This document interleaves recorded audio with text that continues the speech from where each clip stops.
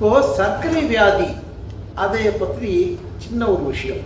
சர்க்கரை வியாதியில் எந்த மருந்துகள் சாப்பிடலாம், எந்த மருந்துகள் சாப்பிடக்கூடாது. இது டாக்டர் புவனேஸ்வரன், கோயம்புத்தூர். இப்போது சர்க்கரை வியாதியில் தெரியும் உங்களுக்கு, பொதுவாக சர்க்கரை வியாதிக்குரிய மருந்துகள் சாப்பிடலாம், அதை பற்றி பிரச்சனை இல்லை. ஆனால் நான் என்ன சொல்ல வரேன் அப்படின்னா, பொதுவாக சர்க்கரை வியாதி இருப்பவர்கள் சில குறிப்பிட்ட மருந்துகளை மிக கவனமாக கையாள வேண்டும். அது என்ன கவனமாக கையாள வேண்டும் அப்படிங்கிறது தான் இப்போ சொல்ல போகிறேன்.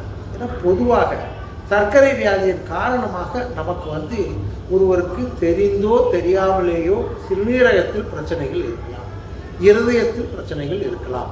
இப்படி இருக்கும் பொழுது இந்த சர்க்கரை வியாதியினால் ஒரு இருதய பாதிப்போ, நுரையீரல் பாதிப்போ அல்லது ஒரு கிட்னி பாதிப்போ இருப்பவர்கள் ஒன்று வலி மருந்துகள் அதை மிக மிக கவனமாக கையாள வேண்டும். அதாவது பொதுவாக நீங்கள் என்ன புரிஞ்சுக்கிங்க, நம்ம வலிக்காக சாப்பிடக்கூடிய பல மருந்துகளும் ஒரு சிறுநீரக இயக்கத்தை பாதிக்கக்கூடியவை.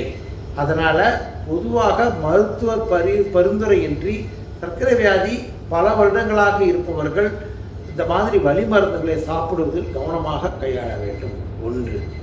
இரண்டாவது என்னென்னா, பொதுவாக சில மருந்துகளுக்கு பொட்டாசியம் என்று சொல்லக்கூடிய ஒரு அணுவை தேக்கக்கூடிய ஒரு பரிச்சயம் உண்டு.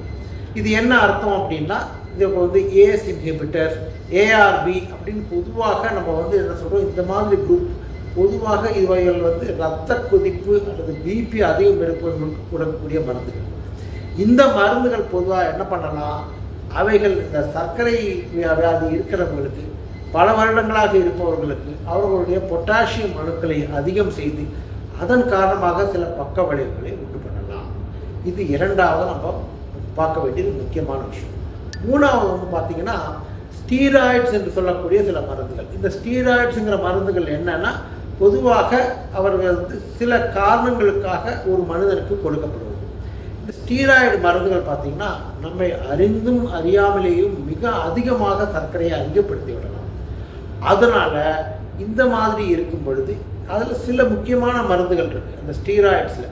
அந்த மருந்துகள் பொதுவாக சர்க்கரையினுடைய அளவை அதிகப்படுத்தி சர்க்கரை நோயை கட்டுக்குள் இல்லாமல் செய்து விடலாம். அதனால் பொதுவாகவே என்னுடைய ஒரு அட்வைஸ் அல்லது என்னுடைய ஒரு சஜஷன் என்ன அப்படின்னா, கண்டபடி நீங்களாக மருத்துவமனையில் மருத்துவருடைய ஆலோசனை இல்லாமல் சர்க்கரை உள்ளவர்கள் மருந்துகளை சாப்பிடக்கூடாது.